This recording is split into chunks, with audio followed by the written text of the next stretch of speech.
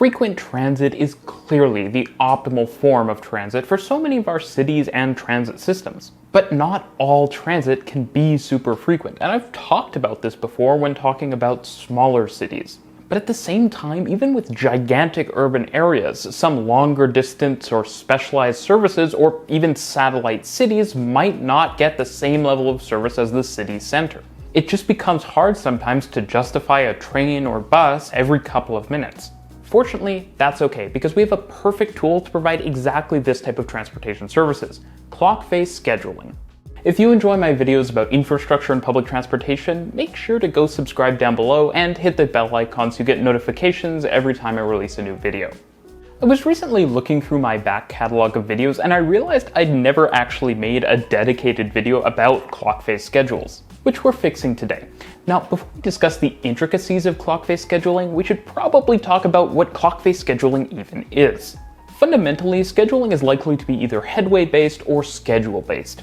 Headway-based scheduling centers around not necessarily having vehicles depart at specific times, but keeping vehicles consistently spaced apart with a consistent headway. That's the focus. This tends to work really well when you have a lot of frequency, because even if you have slow or faster points along your route, vehicles are going to be departing every so often, and they'll sort of keep their distance between one another as they go through the slower parts and the faster parts. And this tends to be the way you want to schedule services when they're either quite frequent or maybe a little inconsistent, because, for example, they might be a surface route that operates at high frequency, but might have to deal with things like traffic or different signal patterns and stuff like that. Where headway-based management doesn't really make a lot of sense is when you have lower frequencies, less than every 10 or 15 minutes. It might be organizationally or resource efficient to have a bus go every 21 or 43 minutes. But it won't be a short wait for passengers, and they'll have difficulty predicting when a vehicle is actually going to come. With Clockface scheduling, vehicles are set to come at the same time every single hour. So instead of running a bus every 23 or 42 minutes, you're going to run your buses every 30. And you're going to do your very best to make sure it departs stops at consistent times. So instead of having passengers know that a route is frequent, they'll at least know when vehicles are going to arrive and depart at their stop. So what actually makes this useful? Well, we all know that infrequent transit is inherently going to be a little less convenient than frequent transit, since you can't just go at any time and expect a vehicle to simply appear. Clockface scheduling sort of bridges the gap here, making it so that a vehicle might pull up in front of your house or your office at every 12 and 42 past the hour, or at 5, 20, 35, and 50. That way, even if you can't just head to the stop at any time and expect a vehicle to be there in a couple of moments, you can at least wait until you know the vehicle is going to come around and then head out, meaning your time waiting out on a train platform or a bus stop is minimized. Now, while this sounds great, everything sounds great in theory, and actually maintaining solid Clockface schedules can be much more difficult. One solution to this problem is padding, but padding can have its problems, so much so that I made an entire dedicated video talking about some of those problems, so you should definitely go check that out and then come back here. The TLDR on it is that basically if you add too much slack in your schedules so that vehicles have lots of time to make up if they end up going too slowly, you end up making your trip overall just slower, and that's not ideal. You're essentially creating a trade-off between reliability and speed, and both of those things are valuable to people. Now, one way vehicles are actually managed is with what's known as timing points, which are kind of exactly what you might imagine if you've ridden enough transit in your life. Timing points are locations where the vehicle is meant to be in sync with the schedule. If it's a little late, the operator can try to go a little bit faster to make sure the vehicle gets to the timing point on time. And if the vehicle gets to the timing point early, it should sit at the timing point or lay over somewhere until it's scheduled to go, so that someone trying to get to that stop doesn't find that the bus passes them by as they're on their way walking down the street. So if you've ever wondered why your bus or streetcar or train might be waiting a little long at a certain stop or station, it's quite likely that it's a timing point. Of course, actually placing these points along a route is not an easy thing. It's a bit of an art. If you place them directly after delay-prone areas, well, a lot of vehicles are just going to miss the timing point. And if you put too many timing points on your route, well, it can be very hard to actually make all of them because you don't have sufficient slack. While at the same time, if you put too few, then your vehicle's not necessarily going to be getting to that many destinations at a specific time. For a very apt local example for my neighborhood of why this is so important, I have a bus that runs near my house and goes to the local train station.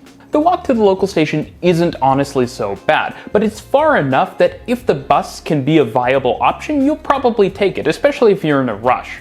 Unfortunately though, the bus route is completely erratic. Despite running from a transportation hub to a rail station, the bus never seems to come at a consistent time. And this seemingly random schedule is despite the fact that it doesn't really run through particularly high traffic or variable travel time areas.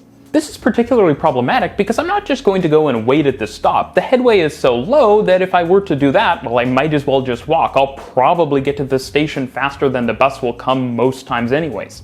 But since there isn't a regular Clockface schedule, seemingly even at the terminal stations where there should be plenty of time to get back onto schedule, I can't just look at the clock when I'm departing and say, the bus will be around in 2 minutes, I should wait, and so often I'll find myself walking and a bus will pass me that I probably should have waited to get on.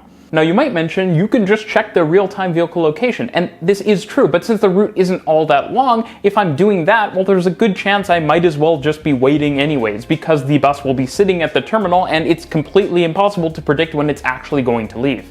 Ultimately, it just seems like the drivers and route manager on this particular route just don't feel a need to stick to the schedule, and that's really unfortunate because I'd be using the transit a lot more if they did. But to some extent, that's a problem with an individual transit system's culture. In Toronto, the culture is around operating a really high frequency service and trying to manage to maintain a regular headway. So it sort of makes sense that when a lower frequency service needs to be operated, things just aren't all that coordinated because the agency just isn't all that used to operating that type of service. It's just not its forte. You see, there are really two elements to a Clockface schedule: the actual times that a vehicle is meant to arrive, and then the interval between each vehicle. Among people in the transit know, this interval is often referred to as a tact, which comes from Germanic influences on transit schedule planning. The power of having multiple routes on a regular, say, 30-minute tact is you can actually coordinate it so that they both arrive at timing points at the same time. Any number of routes can actually arrive at a timing point at the same time. Then, usually at such points, vehicles can pause shortly so that passengers can all exit their vehicles, supposing that they're changing at that interchange point, walk over to the other ones, get on, and then all of the vehicles can simultaneously depart. This is actually what's known as pulse scheduling, where vehicles travel out from major transit hubs, which are the timing points with regular pulses. I actually covered one in-depth implementation of this in a previous video, so check that out. Where this gets crazy, of course, is Switzerland, of course, where the entire country, S-Bahns, intercity trains, local buses are all on a fully integrated timetable. That means that even though the average Swiss transit service runs a little less frequently than you might expect when you listen to a transit channel that constantly talks about how frequency is what good transit systems have, transfers between routes are still very convenient.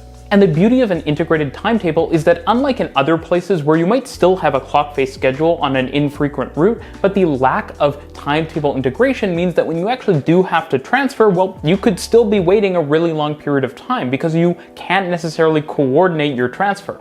And the beautiful thing about this is that you can layer different tacts or different frequency levels on your network. So while you might have a very busy S-Bahn service that runs every 15 minutes, and a local bus that operates every 30, and an intercity train that operates every hour, since they're all multiples of that 15-minute S-Bahn tact, all of them can still seamlessly coordinate.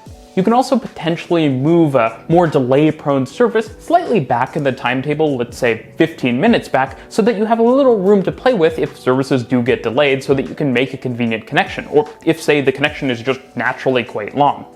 The nice thing about this is it makes it very clear for the Swiss where they should spend their money on things like new infrastructure, because ultimately, if you can't improve the speed of a route enough that it can sort of jump forward in its timetable, then you probably don't need to invest in additional speed improvements. And since everything is really precisely scheduled, you can operate with a lot less infrastructure. You only really need double track, for example, where trains are actually going to interact with one another, and the same is true for passing loops for express services to overtake slower ones.